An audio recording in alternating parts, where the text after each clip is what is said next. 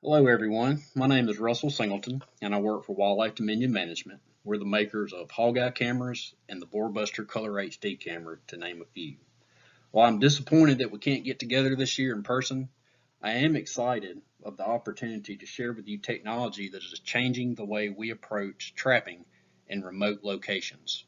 In this presentation, we will discuss adaptive satellite remote trapping techniques to improve capture rates in areas without cell coverage. So we've been trapping animals from the dawn of time. It's a proven technique to manage population of animals, especially when it's done correctly. The most important aspect in trapping strategies is to always remember that we must be adaptive in the techniques that we use. As in the case with most animals as far as trapping goes, trapping feral swine in North America began with humble beginnings. From snaring hogs to using small box-style traps, individual hogs or small groups were targeted for capture. The problem with this is it does not take into account the prolific breeding ecology that we talked about with the wild pigs and their behavior as far as their ability to be intelligent and adapt to situations. Box traps do catch pigs. If anybody ever tells you they don't, they're wrong. The problem is they catch a limited number of pigs at a time, and they tend to educate the rest of the group. Remember, we are managing a highly adaptive, intelligent animal. We need to be sure, because of their biology, that we remove as many individuals as possible at one time. Funnel traps, such as the figure 6 trap on the bottom left pictured, are passive trapping systems. The way that a funnel trap works is that you pre-bait a hog and you have a known opening to your enclosure. Over time, after the hog is acclimated to the bait in the trap, you decrease the opening of the trap to the point that the hog has to push through the opening in order to get to the bait, at which point the hog can't find its way out. Funnel traps can be a very inexpensive, effective way to catch pigs, especially when hogs are kept on bait and the trapper is patient as far as the enclosure or closing the opening of the trap. In my opinion, it is still a great inexpensive method to catch pigs and is a much better option than a box style trap. The trapping methodologies that we've discussed on the previous slide presented a disadvantage to trappers for many years. And a lot of that has to do with either agency regulations or standards, practice standards, or federal or state laws. In most cases and in most states, you can't leave a trap that is set to catch an animal unchecked daily. In other words, you need to check that trap every day. What this means to us as trappers is that in situations where we don't have surveillance equipment or an automated system, we have to check that trap every day. We have no idea of what our bait situation looks like till we get there, and we don't know we have individuals caught till we get there. So why this is a disadvantage? Well, every day you have to drive to that trap, and if that trap is far away, that's going to cost more time and money, gas, salary-wise per hour for that trapper. It also, you have to account, or it limits the amount of spots that you can get to. If you have to spend half your day getting to one trap set every day, it's going to limit the amount of time you have that trap set open and limit the other areas that you can trap for feral pigs. The dawn of automated trapping. So now we're starting to use our old noggin. Key fob systems. We still do this for a lot of customers today, and a lot of trappers still use it. And sometimes, depending on cellular connectivity, it's the only way that a lot of programs can capture hogs. What this consists of is essentially you have a car door lock system to where you have the key fob in your hand at a certain distance. You have a maximum distance you can be away from the trap. You push that button, it drops the trap. So I'm in a deer stand, I'm watching, and when the hogs get in there, I'm dropping the trap. Now it's a known situation of I know I have pigs and I didn't manually drop that, or I did manually drop that, but I did it while watching. The problem with this, of course, is I have to spend the time, usually long times overnight, to watch this. Then game camera innovation started. We've had game cameras around forever, but man, when a game camera starts sending you text message pictures, that's a game changer. So now, before I travel, or before I get in my truck to go check that trap, I'll at least know what my bait situation looks like, or if I'm really feeling spunky, I know I have pigs, so I can prepare for that process. Then came GSM boxes. So now, basically what we're doing is we're allowing a picture or a video camera to talk to another piece of equipment. So from something that I'm watching a trap, I can tell it to drop, call, or text using my phone, and it'll give a signal to that box that'll drop the trap. So now I'm able to actually talk or command and watch a trap while it's working. Now, GPS beacons in this situation, at least then in a situation where I was 70 miles away from my trap, if that beacon went off, essentially I know that that trap has been deployed. Now, does that mean I caught something? No, it doesn't. But that does tell me that that trap must be checked as far as the equipment goes. So as we talked about in the previous slide, the introduction of the GSM box in combination with a camera, whether it be a video or cellular picture camera, to monitor and trigger a trap was pretty huge for the industry. It started out where there was a lot of do-it-yourself home type things from trappers. So they would have a game camera set up that would send them text pictures, and then they could get on their phone and they could call a GSM box. So it really changed things around. And also the industry started kind of standardizing those techniques and that technology. So let's look at some of the pros and the cons of a system using either a cellular picture or video camera in conjunction with a GSM box to trigger the trap. So pros, obviously, user knows what's in the trap. So one of the first times we know what's there when we set the trigger. That's huge as far as trapping goes. It also allows me as a trapper to be patient and wait for the maximum number of individuals to get there. If I know there's 10 and only 4 of those 10 are there, I can be patient and I can wait, try and maximize my trapping effort. Also, lets me look at my bait situation. Man, I'm about out of corn. I don't want to run out of corn because that might affect all 10 of those pigs coming back. So it allows you to keep fresh bait on the trap. Provides intel for the number of hogs captured before getting to the trap. After I set that trap and I get a picture or a video after that drop, I'll know what I'm in for before I get to that trap. Whether it's 2 hogs or whether it's 5 or 10, I might need help. Now, cons. Because of this system and how it works, the technology and the science of it, there is a longer delay between the command drop and the actual drop. So essentially what you're doing is you are viewing from a camera, and then you are sending a signal to a box that is dependent on cellular or text technology to get there. So signal can really affect that. So in other words, if we're watching a trap and we're watching it what we perceive as live, or we get a picture that there are 10 hogs there and we say drop, by the time that command actually gets there, depending on what the situation is in the trap, there's somebody that's aggressive, we might only have 4.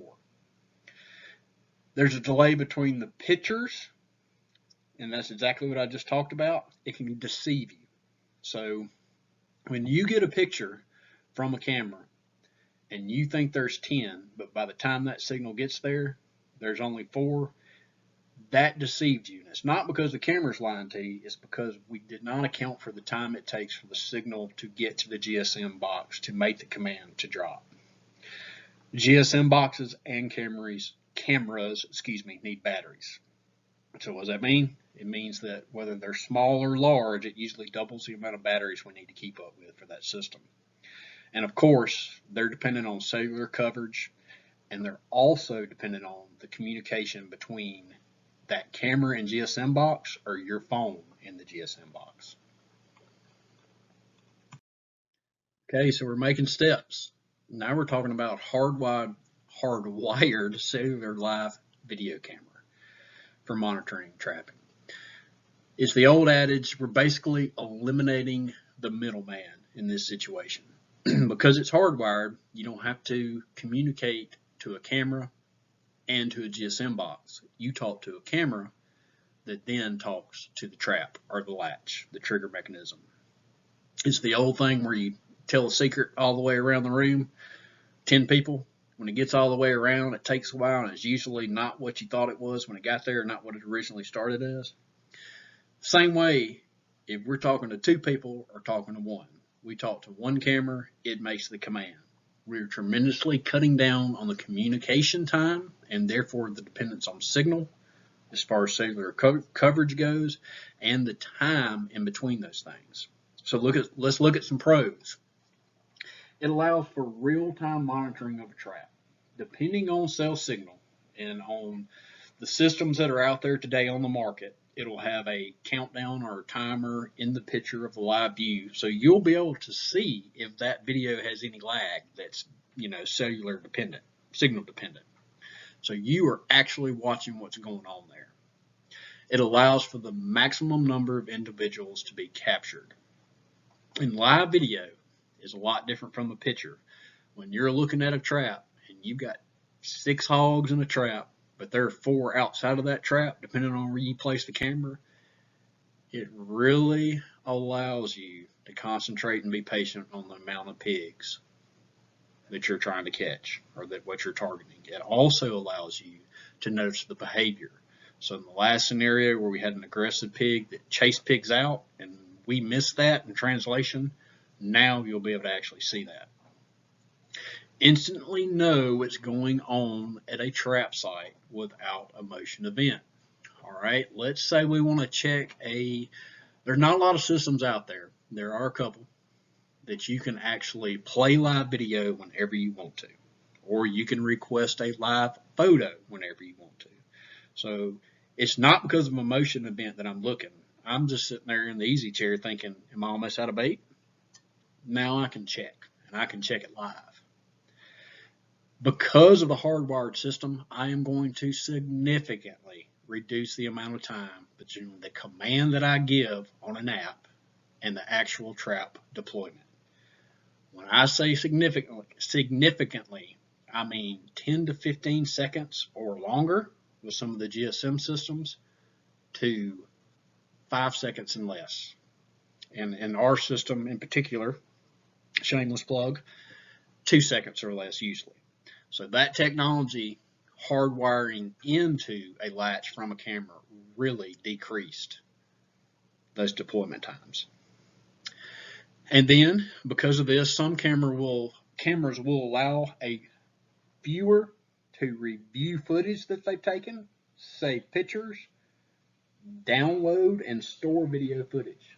Very, very important for commercial trappers so that they can show other customers, hey, look what I did. Look at the success that I'm having with my trapping skills, to basically promote their business. Or for federal and state agencies. Look, these dollars that you gave us to try and alleviate these hog problems, this is what we're doing with it. This is the success we've had. This is what we're using your money to do. All right, cons. If you experience bad signal, you may A, not be able to boot that camera up, or you might have video lag. When we have video lag, you'll see it in the live counter. You'll see that it's 2, 3, 4, a big pause in there, 13, 14, 15, 22. In other words, you'll know it. But when you have that video lag, what you're doing is that you're experiencing the same situation of a GSM type box. The lag, when you drop, say command drop, it's going to drop when you say to drop. But the problem is you're not going to be watching live, so you don't know what's actually going on. Typically, these systems require a powerful battery. They're power hogs. What you need to do is you have a bigger battery, or, in all situations, you have a solar component. So you need to run that thing to where you have a battery that recharges, and you need to have a solar panel that actually charges that battery in sunlight conditions. And in all of these systems, they are dependent on cellular signal to run. I don't care how good of a system you have. If there's not a tower to talk to, you can't talk to it. All right. So with both the GSM camera video systems and the direct hardwire camera video systems, what's our common factor? Common factor meaning what's the limiting factor for both those systems? Cell signal. If you don't have cell signal, if it's not available for that area and it's based off of cellular, you can't run that system. Necessity is the mother of all invention. In situations where cooperators or customers don't have cell signal, the industry and we as a company needed an option. Now, if a customer says, Russell, I'm 10 to 15 miles away from a cell tower, there's no way we can run your system. Oh, yes, we can, and we will. That's not the situation I'm talking about. I'm talking about when there are no towers in existence, let's say within 140 miles from where they're trapping. In those situations, we as an industry needed to respond with a solution. Satellite cameras to monitor and trigger traps, what this presentation is about, was a response by the industry for this situation. All right, so we're not going to talk to cell towers anymore. We're going to talk to satellites. How exactly does that work? Well, first of all, instead of a cellular antenna, we're going to put a satellite receiver hooked up to that camera. Then the cell signal that you need is only to control the actual app associated with the camera, not the data that the camera is receiving. We're also going to have to find a situation to where we don't have a camera and or a receiver that is rotating looking for satellites, much like global positioning satellites. What we do is we utilize a low orbit satellite. Now, this is very important for two reasons. The first one is because low orbit satellites remain on a stationary plane. It's not orbiting. There it is. It's staying there. We can lock in on it. We're good. And secondly, and also just as important, it's a lot closer than satellites that are in orbit. In other words, like we discussed in previous slides, we want to decrease the time it takes for us to communicate in all stations of the process. That data transfer is accomplished through cellular towers. In the case of the app, cloud servers. So if I request in an app, hey, I want to look at this picture or I want to do this, it's going to go to a tower, which downloads that to the internet, which a receiver or a transmitter on Earth is going to beam that back up to an actual satellite, which in turn comes to the carrier, or excuse me, comes to the camera, and then ultimately back to you.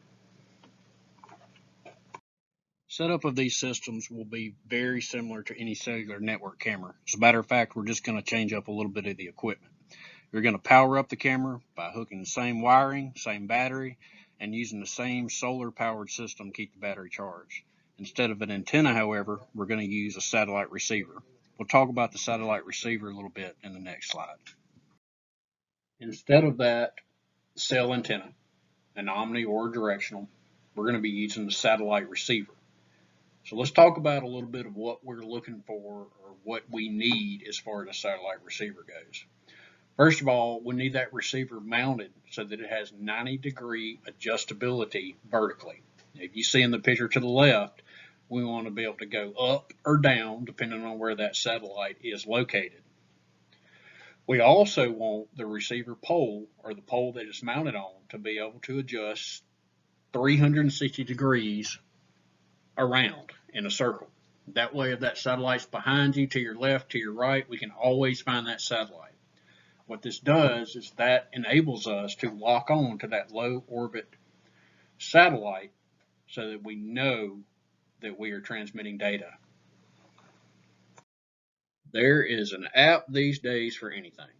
One of the cool things that I found in learning about our system and these satellite systems in general is there are apps out there that are free, that are good for iOS or Android phone, in which basically, and I've put the BGAN or the BGON pointer as an example here, but it's a free app that when you look up through your screen at the sky, it essentially shows you where those low orbiting satellites are, or excuse me, low orbit satellites are. So it's very convenient for me to know before I put head up or before I set up that receiver, I know essentially where that satellite is. So I can go ahead and point that receiver in that direction and in that plane and save me a lot of time in setup. So we've used a nifty free app. We know where that satellite is. We've kind of pointed in that direction. Now we have the availability with the system to actually fine tune that. And it's a really easy process. The picture that you see to the left is the base plate of the back of the receiver. It is located at the top rear of the receiver. It's a flathead screwdriver screws that you can, back those screws out very easily. Inside that, to the right, you'll see what you're looking at when you open up that box. There is once you power up the camera, you put it on a battery, and you point it towards that satellite using that nifty free app we talked about. You are already going to be close enough to that satellite that when you hook up to that jack with any kind of headphones or earpod system that are, present today, that system is going to emit a beep. Now that beep is going to increase with intensity, and it's going to become more rapid the closer you are to that satellite. So all you have to do is adjust 90 degrees on a plane or 360 degrees until you hear the loudest, most rapid beeping. Once you get that, you know that you are directly plugged in to that satellite. Here we're just looking simply at a side view of the elusive Zach Barnes using that jack to listen for the frequency of the satellite. So once you plug that in, you'll be able to move that pole as you see in his hand or 90. Of course, we've used an app, so we're pointing pretty much at it. But it's as easy as plugging in, listening for your intensity, and locking her down.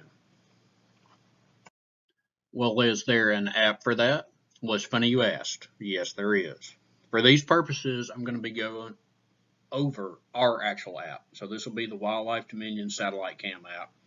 I'm assuming that technology that's out there for other type systems is similar, but for practical purposes, I'll go over our app in the next couple of slides. For our app in particular, it's set up pretty simple. If you look at the bottom of the picture to the right, when you log on to the system, you're automatically going to be on the camera tab. When we talk about these tabs, we're going to be going left from right. So basically, there's 4 tabs at the bottom of this app. The camera tab is represented by the picture that you see that's actually highlighted now.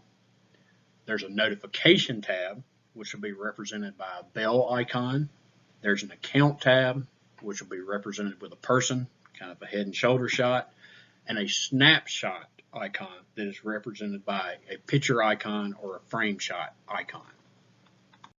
So starting with the camera tab, which again is to the far left and denoted with the little camera icon, this is what you're going to be looking at when you are on that camera page. Now you'll see that in this particular example, and we're looking at the picture on the left, there are 2 cameras that we're looking at here. The picture that is listed there or is posted there is basically going to be the last snapshot. Now that snapshot can either be a motion related event, so the last thing that moved in front of that camera is going to show up, or the last picture that you requested, which we'll go over later.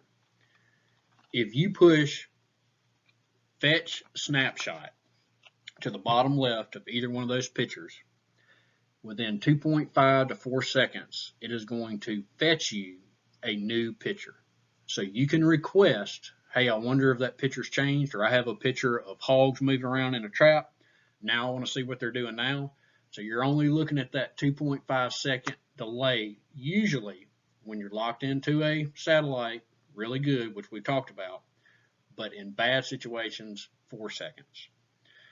Now, if you push the right to the camera details, the picture on the right is going to show you essentially what comes up. You're going to be looking at that last snapshot, and in this situation, I took the picture from the bottom.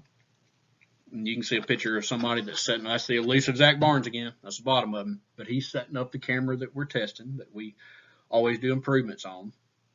You will have an option, just like any picture or satellite, or excuse me, any video cam that we have at Hawkeye, a motion box configuration where you can set that motion box to get motion or get pictures and notifications only when motion occurs in that box. You can check status, which will essentially update that date and time that you see last contact there. So if you want to make sure that camera is running, you could either request a picture, or you could, with less data, say check status, and that last contact will come out to essentially 2.5 seconds after you asked it. And then you have drop trap, which is very important. So from this camera page, if you got a snapshot where pigs were there, you could immediately go to camera details, drop trap. And we'll talk about this later, but dropping the trap, even from this satellite cam, is about 2.5 seconds to 4. So very, very quick, especially when we're talking about talking to outer space. Now we're looking at the notifications tab. If you're looking at the main screen at the bottom, we're on the bell icon. Essentially, this is going to be a log of all notifications that we got based off of a motion event, to where the camera sensed motion and then sent us a snapshot. On a related page that we'll get to in a little while, the snapshot will show, or the snapshot tab, excuse me, will show the actual picture that was taken. The main thing to look at here is if you go to camera details under any of these motion events that it logged, it'll again give you the motion box configuration, check status of the camera, or drop the trap. So essentially, you have the ability to drop the trap from the camera and the notifications page. The poor account tab didn't even get a picture. Essentially, the account tab is just going to contain the user's name, their email address, the stuff that's associated with their account. So pretty straightforward. Account tab is going to have my name, what my username is, and then my email address. The snapshot tab. So at the very bottom, as you see there, is the one to the far right. It's kind of an icon of a picture or a frame picture type setting. You will have associated with the notification page the picture that was stamped at the same time and date. So that's going to be the picture of every motion event or picture that you requested will show up there. If you were to click on one of those pictures, to your right, you will see, of course, it's a different camera there. This is actually a snapshot enlarged from one of our cameras in Australia. But what you'll see is an enlargement of that actual picture. So in all, we've gone over from far left, the camera icon, which is going to allow you to look at that camera status. It'll have the last snapshot listed there. You can also configure the box, the motion box. You can check the status of that camera and drop it. The notifications tab will be a notification log. But if you go to camera, you will have the same options as you did on the camera page. The user tab, fairly boring, will list our pertinent information. And then, of course, at the very last, what we just went over is the snapshots tab, which will list the actual snapshots or pictures, based off of a motion event or on a requested or fetched photo. All right, trap monitoring and deployment with a satellite system. So the notification media, something to point out to everybody is we have the ability to send black and white or color photos instead of video. That is limited due to data usage. We have to be careful in talking to a satellite and outer space how we manage data. So we try and manage that data, make it as small as possible, therefore saving our customer money. A motion event, just like any other camera on the market, is going to automatically send you a photo so that you will know a notification that there was movement at the trap, plus you'll have a snapshot to look at to see what is actually there. The user may request photos through the app. After you request it, you're usually looking at about 2.5 seconds. In bad situations, 4. But considering the distance that it's going to and the unavailability of cellular towers, it's pretty impressive how fast you can get a picture. Then on the actual triggering, you can trigger that trap or that latch, which is actually causing the drop of the gate or the trap itself. The actual drop, again, you're looking at 2.5 seconds. So as soon as I get 2.5 second, I refresh it. As soon as that picture hits and there's hogs in it, I can make that trap drop in 2.5 to 4 seconds. Again, pretty impressive. And I can also, of course, after that drop, request a photo, and a couple seconds later, I can find out what I've captured. It's important to look at the differences in cell cameras versus satellite cameras for our cooperators and for the general public as far as being a consumer goes. For this situation, or for this comparison, I am going to use the hog eye camera, our standard video camera, versus our standard satellite camera for simplicity's sake. For the cell camera, it's data friendly. Our users typically don't even know they're limited by data. Because of the amount of data that we're able to offer, it is not a big deal for them as far as data usage goes. Rarely do any of our customers ever hit their data limits. It's live video capable. You can know what's in your trap immediately at the time it's happening. You will be able to make decisions based off observed behavior in trapping situations. An example we used earlier, if you have an aggressive pig in a trap that's chasing off everybody, you'll be able to know that and make decisions to wait for he or she to calm down before you deploy the trap. Very, very good for anybody in a trapping situation. It has fast drop times. We're talking less than 3 seconds, usually around 2 seconds. When you say drop, you're catching what you're looking at. And of course, all of these things are going to save you money, time, and decrease disturbance at the trap set. In the situations that we looked at earlier, when we used to have to go blind to a trap, we're going to bait something or to get pigs out of a trap. However, it is cellular signal dependent. As I've stated earlier, if you don't have a tower to talk to, we can't talk to it. Gotta have cell towers to run a cell camera. In contrast to satellite cameras, now data can be a limiting factor. It can be, you got to be careful with data. We're sending data through a long spot. It's the reason that we use black and white and color photos versus actual live video. You do have the option of getting photos for motion events, just like any other camera. You can also request those photos and get them within 2.5 seconds on normal circumstances, and drop times are still less than 4 seconds. This trap is capable of running anywhere at any time. We are no longer dependent on cell towers. If you have to catch something, if you have to monitor a trap, you can do it with a satellite camera. How are satellite units, and in particular, how have we seen them kind of change the industry in our relationships? All the pictures that you're looking at here are either in Australia or New Zealand. These are locations that in the past it was impossible due to 0 cell towers in the area to trap. With all the introduced species that Australia and New Zealand have, this is allowing them to actually protect resources and capture animals that are really detrimental to native species. So we're proud of that. And as far as a camera, as I said, if you need something that has to catch, these are doing it. And for people in these situations, the benefits far outweigh the costs. I appreciate everybody giving me a little time out of their day to present some of the technology that's out there now and how it can kind of affect and change how we look at things as far as trapping in remote locations. If you have any questions, I've listed my name and my contact information here. Please feel free to call me anytime. That's what I'm there for. And from Wildlife Dominion, we want to wish you and your family safe and healthy times. Please be safe out there in an unprecedented time. And please call me if you have any questions. Thank you.